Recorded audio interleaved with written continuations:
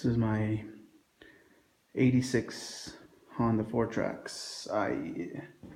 The last video, I'm sorry I didn't get to make videos on putting it together, but my first time messing with this one. But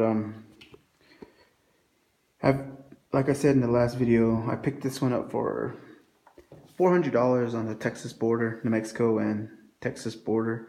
Saw it on Craigslist for $400. Went out there, picked it up. The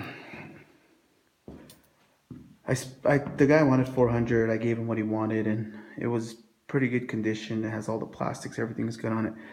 When I got it, upon getting it, it wouldn't start, and it would just just spin freely, like it was absolutely no compression. So I've been collecting parts for my other bike for years, and when I got this one, I was like, wow, man, I just jumped all over it. So I've got it to where it's I put the this is the jug that came off of it. I had another one, but this one was in good shape. It had no play in the pistons. The piston looked brand new. The rings were was tight, and it had no slop, no play. So I was like, wow, I'm just gonna keep this jug and the piston on. But when you go to reassemble the jug, like I looked at a lot of videos on how to reassemble. I should have, but what I did first was, the crank, I changed the piston. I put the piston back on, threw the pin back in, put the clip that holds the pin onto the the pin that holds the dang, I can't remember what's it called. But anyways, it goes downward. I put it downward on both sides. The wrist pin, I'm sorry, yeah, that's what it is, wrist pin. So I put the piston on, I got the jug, slid the, smushed the rings together. Got to make sure the piston says intake, points to the intake side. I mean, that's pretty obvious, but in case you didn't know that. And then you put the jug back on. This is, you put the jug on. You put the piston down. I ordered a Tusk gasket kit. It was like 20 bucks on. It's like $21 on eBay. And I got that, and it comes with the new base gasket down here. Put that on. Put your jug. Squeeze your pistons. Make sure nothing falls in. You feed your chain through it, and then you put your jug down. You slide it down, and then the tensioner is off. The tensioner is off. It's not installed yet. And then from there you go and slide it down. You got your head, the studs sticking out, 4 of them. Then you go and you put the head on. You make sure the T on this side on the crankshaft, you make sure it's a top dead center. It sits in here. You'll see it's a T, and you also see it when you pull the piston up. It'll go all the way to the top. You'll see a T, and there's a mark in there as well. You get that to where it's even here, and the piston will be all the way up. You get your head. You put your head on, and you put the head on, and you put the gasket on. It comes with a thick, like a triple layer gasket. It's like steel. You put that down. You put the head on. Dang, I should record all this, but just, this would help me. And then you put your head, you maneuver the head down, slides down. Got your 4 bolts, two in the middle. You got 4 bolts. That's head studs. What you're gonna do is you're gonna torque them down to 25 to 35. Was it 27 to 35 foot-pounds? And you're gonna do them in a cross pattern. Like I went cross pattern. I started one way, went this way, this way, middle, this way. Just jumped all around. I actually just eased up. I went like 5 pounds, and I went 15, 10, 15 increments, little increments at a time. So I went in a star, and I got the head on. And then you'll see the valves. It was, and then from there you're gonna get the chain. You're gonna pick the chain all the way up. Still no tensioner. Get the chain up. You're gonna set the cam down. The cam down with the lobes. Lobes are going to face down. They're going to be like one's going to be pointing this way, one's going to be pointing that way. You put the lobes, one pointing that way, one down. And you'll see on the sprocket, there's a dot at the top, and then there's lines at the sides. The dot,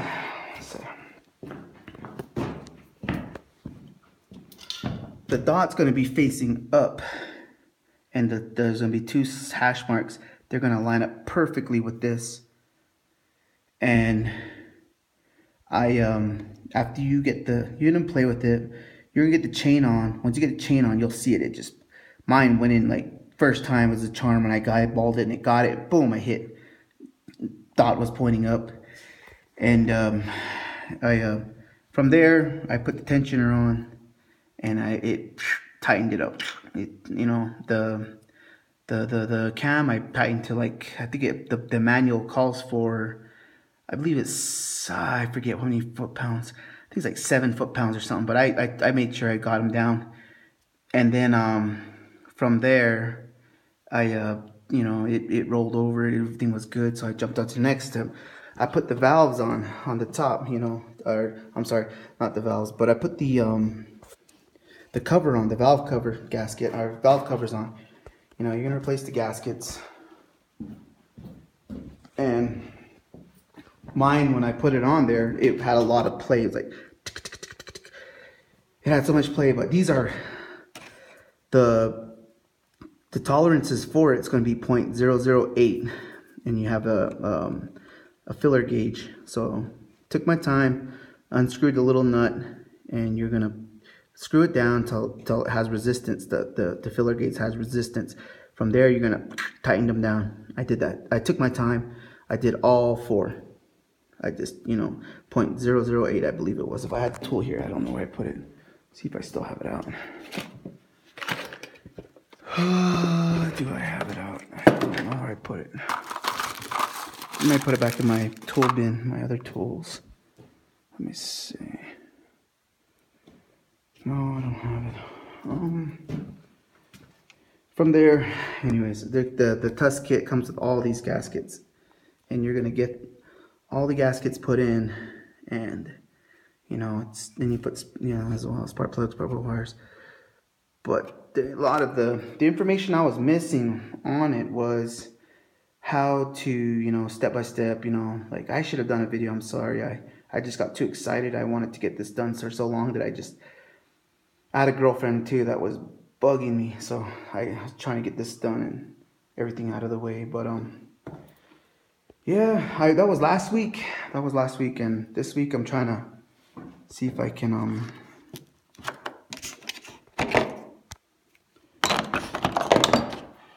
let me see if I can. I drove around. That was last weekend. And I had some fun with it. Let me see.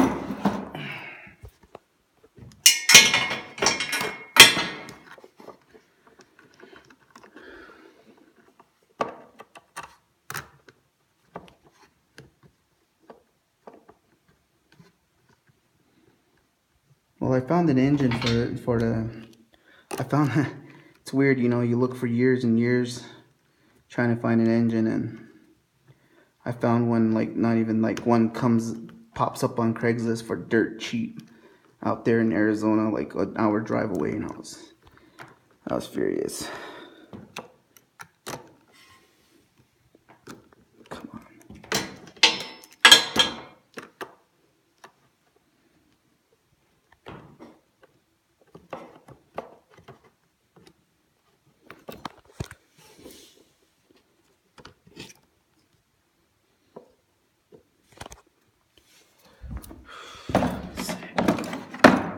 Sorry, it's kind of hard to do this while the camera's rolling.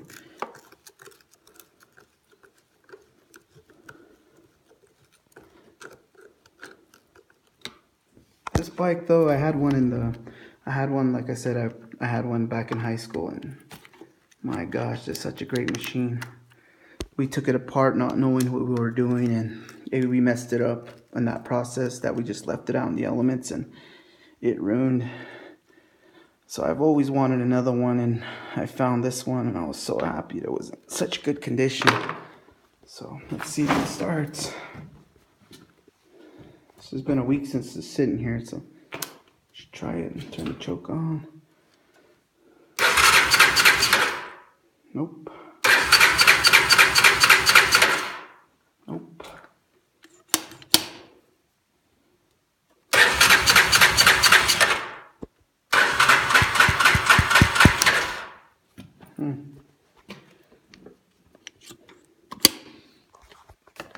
I don't know if the fill pump's turning on. The fill pump was giving me a hard time last week too.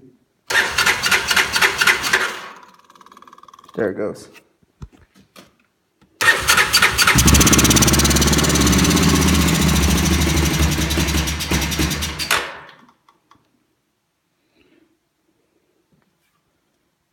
This is a cold start from a week ago. Eesh, never heard that one.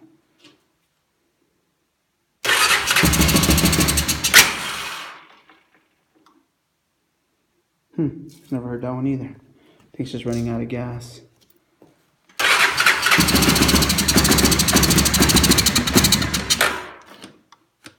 Or maybe not enough gas. Well, the fill pump's kind of twitching out, and it works good and then it don't, but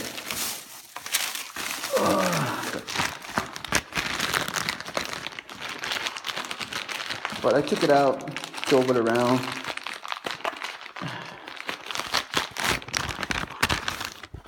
I got me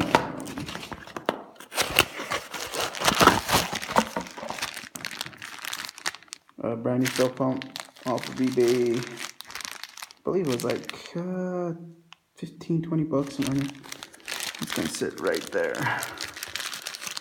So I'm gonna get this installed. I know it's got dirty gas and everything. I tried my best to get everything out of it. Been sitting for so long. Let me see how much gas I got in there.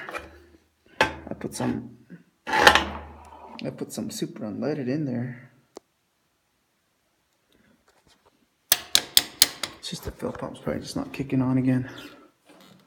Let me try it again.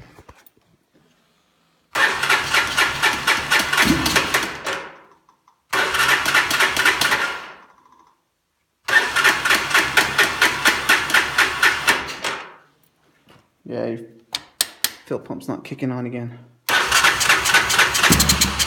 Yeah, it's got a mind of its own.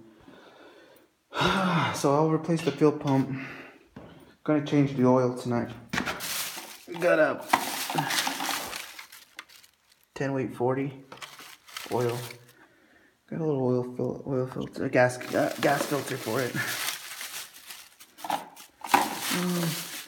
Missing one back. Got a little K&N oil filter for it. I believe the oil filter sits right there. The little tiny oil filter. I got it off of eBay. It was like $8 for a K&N. There's my air box. Got a K&N on the way. Sucker was expensive. But oh, my Banshee.